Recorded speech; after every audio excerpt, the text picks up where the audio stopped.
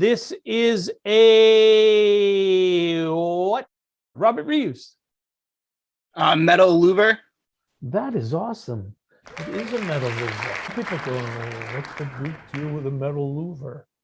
A metal louver has more of a free area than if that was a wood louver.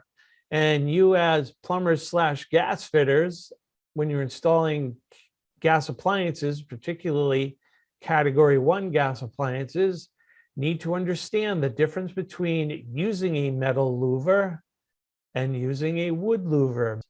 You're looking at a metal louver that was placed over a hole in the wall that somebody cut, called a free opening. Free opening, free area. So those are two key words. Right now, with a metal louver over the free opening, which had a free area, you reduced that free opening because there's metal taking up room. So that's a metal louver. Does anybody know the percentage?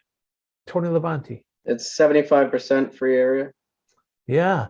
So when you put a metal louver over a hole in the wall, no matter what size it is, you're reducing the free area by 25%.